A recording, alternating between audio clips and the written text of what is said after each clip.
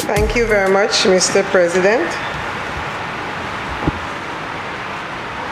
As I rise to share my comments on these amendments to the Firearms Act, I wish to, first of all, if you allow me, Mr. President, to extend congratulations to the government for a very steady and successful year of service to the people of St. Lucia.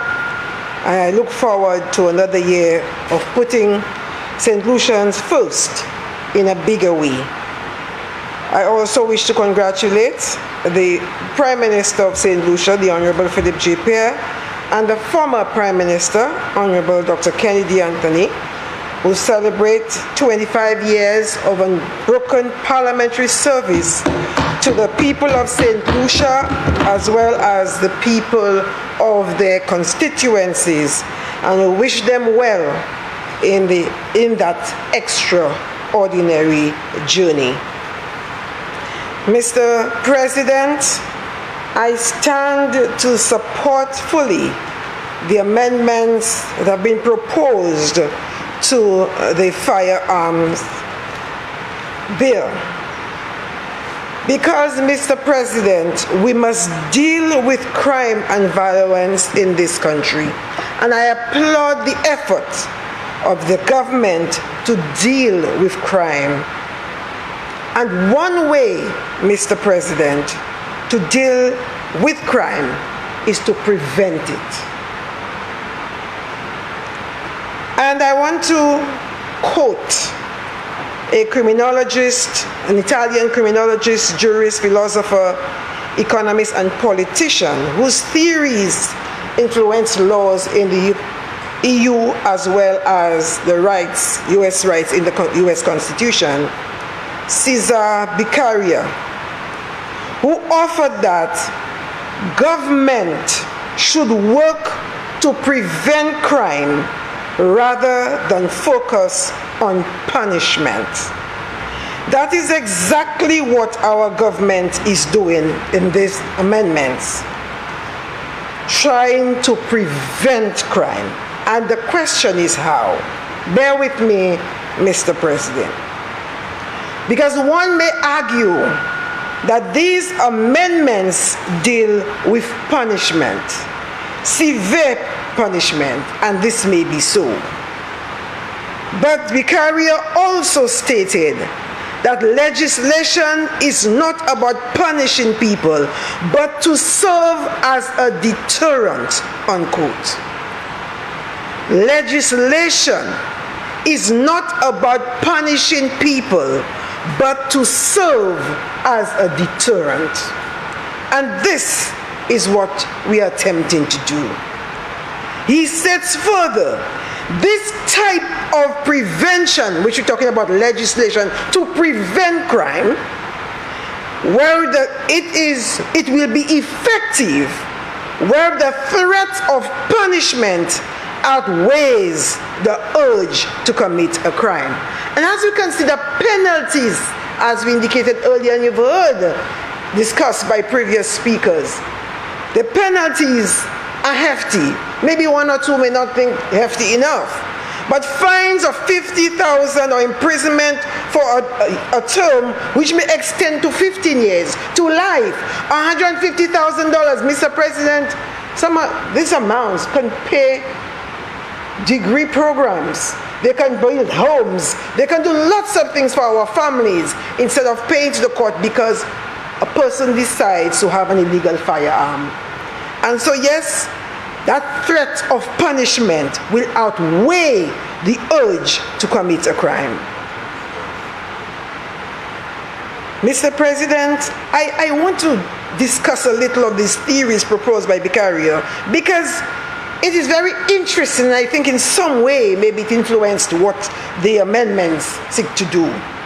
The aim of punishment, he says, and I quote, is not to cause pain to the offender, and I dare to add, the offender and the family members, but to prevent them from doing it again. and to prevent other people from committing crime. So the government, in these amendments, come through to have these punishments, these penalties imposed here to prevent people from committing crime. And those who are caught, who are charged, convicted, and sentenced, this will serve as an example for others that would not commit crime. And we see this happening even in a classroom situation, in the education sector. Those of us who are educators, when you put the rules in your classroom and the students see one student who's broken the rule and gets the punishment administered, the others will pay attention. And I know, Mr. President, we have hardcore criminals in this small island state. Unfortunately, we do. And like our previous speakers indicated, there's much more to be done, because it's not only about the drugs. There are some really sick human beings in this country, and they need help, and we will discuss a little later what are some of the interventions that have been put in place and can be put in place to deal with them at a very early age. Because you see, Mr. President, the amendment of Section 2612B lists certain convictions which may extend to life. Again, our philosopher posits that for punishment to be effective as a deterrent, the punishment must be certain, it must be swift, and there must be severity. I repeat, the carrier states that for punishment to be effective as a deterrent, it must be certain, the punishment must be swift, and there must be severity. As he explains or defines that level of certainty in the punishment, he said it must be guaranteed that the individuals will be punished. And with that in there, the fines we see imposed in the bill, there is no escaping. One is caught, one is charged, one is convicted and fined, and is either 50,000, 150,000, and up to maybe life based on. And of course, I am very impressed seeing that the board, the appointed board that we have the issue about, they have a responsibility to educate the population about those bills and the consequences, which is very interesting. Mr. President, it was not just that people just pluck things out from the air and put it in as amendments, but it's about putting responsibility on the people of this country, because all of us, as I heard earlier, are responsible and have to put our heads together to fight crime. All of us. The second one, punishment being swift, means no procrastinating. Punishment must be swift to ensure that it works well as a deterrent. And the severity, punishment is proportional to the crime. And definitely we've heard, when we've lost a life, a loved one has been taken, no amount of $150,000 and $50,000 can replace a loved one. When we see children without their fathers, mothers without the fathers of their children, mothers are crying about loved ones being gunned down, no amount of money can replace a loved one. This is why we have to take it so seriously. The hefty fines, but a life is worth much more than a hefty fine.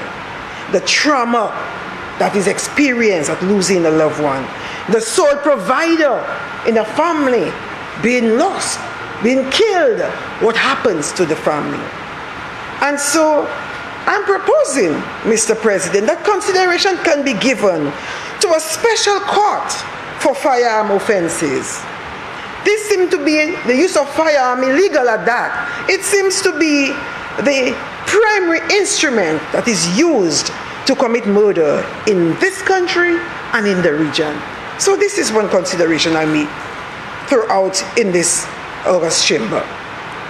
We continue, Mr. President, punishment to serve as a deterrent. Punishment must be certain, it must be severity, and it must be swift. The bill creates also, Mr. President, a level playing field when it comes to sentencing, when it comes to punishment. What we are doing here today to enact the amendments, that is, the laws, the fines, the penalties, this will apply to all and sundry. No more privileges as perceived in the past. Family, friends, and others who are baka, who break the law, who it is perceived in the past will get away with just a slap on the wrist. Now, it's for everyone. Who knows? So many in the past, well-known, rich, famous, would commit crime, go in, pay their way out, and who knows who. But we have had enough. And I think the people of this country have had enough. And I noticed, Mr. President, the comments emanating from the live when the Prime Minister was presenting in the lower house 2 days ago. St. Lucians was saying, finally, the Prime Minister, we're serious. We've had enough. We've had enough. And I want to share with you, Mr. President, an experience that happened just recently. We have a visiting family member. My sister was here from the UK. And we visited my mom, who lives close by. And we were walking home. And there was a rattling sound. And she just left me and ran into someone's yard. And I'm standing on the road and asking her, where are you going to? And she said, gunshots. It was funny to me at the time, Mr. President, because it was actually a motorcyclist revving his motorbike down the road. But it kind of sent her into a frenzy because a few days previously, we'd heard someone discharging their weapon. And I'm sure, Mr. President, it was an illegal firearm. It was just being fired up on the hill away from where I live. And we were on the steps of my house when she heard it and she went inside. And then to be on the road this time and hearing someone revving up a motorcycle, and she went into panic mode and was running into someone's yard when I was still on the road asking her, where are you going to? So it made me feel sad that the community where I live and grew up, you know, where she lived, where she grew up, now she's walking down the road at 7 p.m. and having to duck because she thought someone is discharging the firearm. So just like in all communities, I'm sure all of us have heard it at some point, where young people figure they're having fun. We see it on social media. It's sad what is happening, what has happened to our country. And it needs to stop. I know there is so much more to be done. But when those perpetrators get to know about the punishment, get to know about the fines, I am hoping when their parents, their girlfriends, their partners talk to them about those hefty fines, because they bring it into the homes of their parents, they bring it into the homes of their girlfriends and expect them to hold it for them, to secure it for them. We as women, as mothers, as girlfriends, as wives, we need to tell our children, our partners about what can happen. We have a responsibility, not only as lawmakers, but as citizens of this country. If we love our boyfriend, if we love our baby daddy, if we love whoever, we would not want them to go down and face the courts and spend 15 years in prison, missing out on so many years of the children's lives. We need to sensitize. We need to educate our partners, our family members about what the amendments speak to in this bill. And I look forward to the members of the board doing just that, to inform the people of this country what can happen, what will, this is certainty. You will get punished. You will go down. There is no escaping this time. It is in the law. And so I hope to see that support happening to ensure that we continue to fight and fight honestly the crime situation in this country. I want to call on the mother of the women of this country to stand up and reach out to their children, to their community members, to stop this situation. Mr. President, the government has implemented and continues to implement other initiatives to deal with the crime situation, to deal with prevention, and I continue to preach the word prevention. The Youth at Risk program, the domestic violence bill, the youth economy that we passed earlier this morning, and way back when the Labour Party administration implemented the program of counselors in schools. As I indicated earlier, Mr. President, very early, some of us with background in psychology, we can tell when things are not right with our students. We can tell. We see it in their behaviors. And so we can refer them for intervention, whether through the counselors, whether through psychologists or psychotherapists, whether it means medication. We can tell. And if we care, we will do something about it, Mr. President. Especially our young men who are coming from backgrounds where they feel they may have been abused. The young women who may have been abused at home. I mean, we heard of what happened during the COVID situation, the height of the COVID situation, where students' children were abused, sexually abused, when they went to the homes of their neighbors to use devices because there was nothing at home. And they were abused. When their mothers had to go to work and left them with all they were abused. And so the counselors now have their hands full trying to work through and rehabilitate these young people. It's reality. And if it is not dealt with, we see the problems and we say criminals sometimes created by the home situation, by the community, and bigger bosses, the evil bosses in the communities. They see the vulnerable people. They see those who are just live to languish in the community. And they take advantage of that. And hence the reason why it is absolutely necessary for the government to put and continue to put those social programs in place, the after-school programs, the distress fund, the support for single mothers, all of that, to put in place to ensure that no child becomes a target. We start from the very tender age. Let's teach them how to manage the conflicts. That is why you have the counselors at the school, secondary school level, the counselors at the district level, to ensure that we make those interventions to help them. But much more is still needed. And I heard the member opposite spoke of it was sending us a wrong tone, a wrong message when we dealt with the legislation to deal with the 3 grams of marijuana or what have you. I mean, we're talking about these serious crimes. There are ordinary folks in our community who use marijuana for whatever reason, whether it make tea to deal with the eye problems, whether for whatever reason.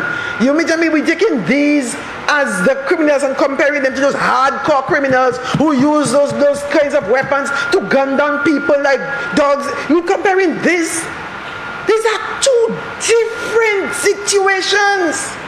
And we talk about, sometimes I just wonder, Mr. President, why we even bother?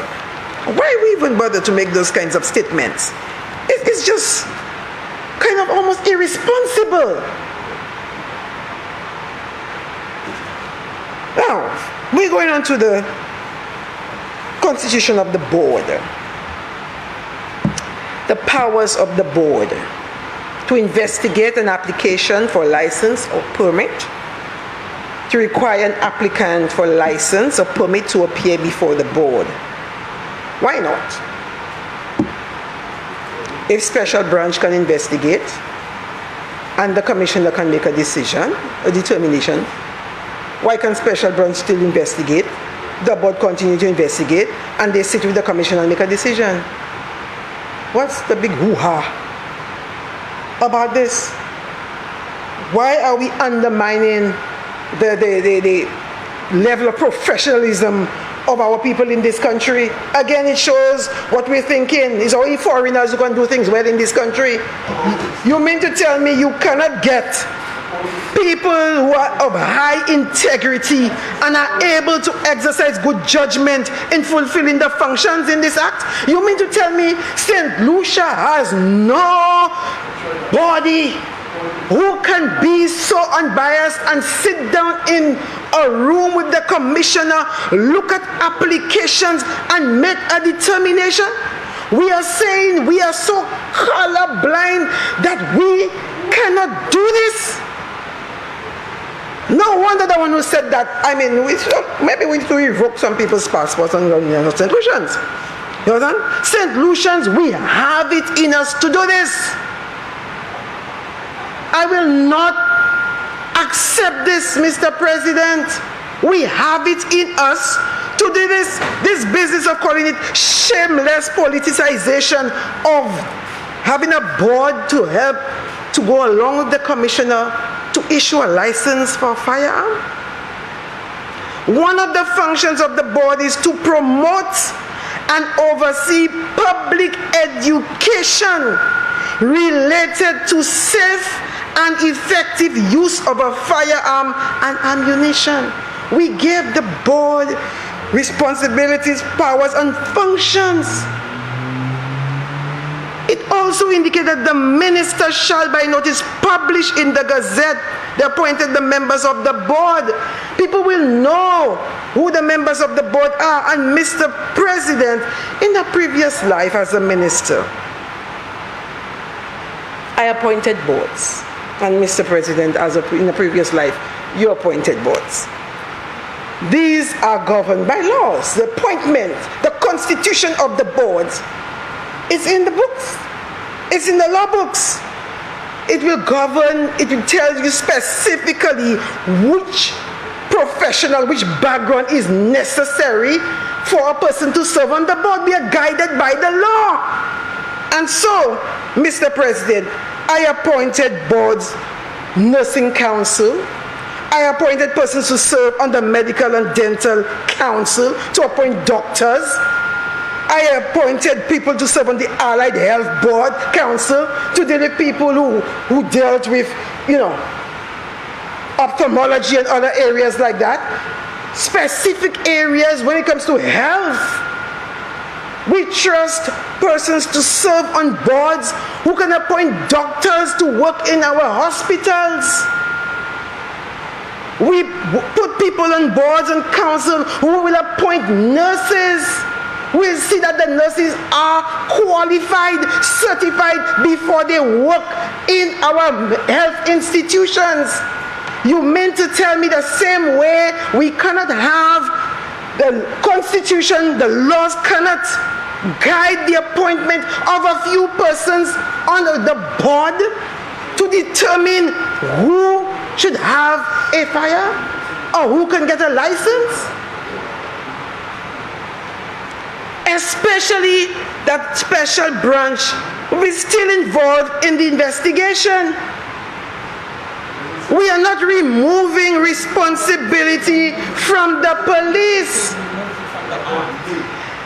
The commissioner of police or his or her nominee, the permanent secretary in the ministry responsible for national security. Again, you see how we have to undermine our public officers. No wonder we will pay Ernst & Young to do our budget. We don't believe that our public officers can deliver. 3 persons nominated by the minister will sit and review the applications. Simple, Mr. President. We must have. The ministers came in here over a year ago, about a year, less than a year ago, and they took an oath to serve the people of this country. And I don't think any of those ministers will cause to happen politicization of persons who can apply or receive a firearm or a license to carry a firearm. We must have more confidence in a group of people sitting down and making a determination. Because we seem to have more confidence in one person. And who appoints the commissioner? Mr. President. Who appoints the commissioner? So, one person, or two people, or three people would appoint the commissioner, and the commissioner, there's so much confidence in the commissioner. But a minister, along with guidance from the cabinet and the act, is so guided to appoint a group of people, and we have no confidence. We say it's politics. But I can understand that based on the past experience, when the previous administration, the way things were, the way their hands were in every board, manipulating everything, they believe that all governments who come after may behave the same way, which is a shame. And I want to say, Mr. President, that we need to go back to that point of being good examples. We need to go back to that point of having young people look up to us and believe that we have this integrity, that we are unbiased. Senator, you have 15 minutes to complete your presentation. I am wrapping up. When it comes to the security in this country, which is very, very important to all of us. So as I close, Mr. President, I want to reiterate my confidence in the amendments that have been proposed to this act. I want to applaud the Prime Minister and the government for these amendments have been proposed and will be passed here this afternoon. I want to appeal to the people of this country that we can work together to prevent crime, to ensure that what is proposed in the bill here this afternoon, the punishment will serve as a deterrent. Because failing to do that, we have more problems on our hands. Let's ensure that the bill is passed, it becomes law, and anyone who is caught will face the punishment of it being certain, it being swift, and of course that level of severity. It must serve as a deterrent along with other programs to look at crime prevention in this country. I thank you.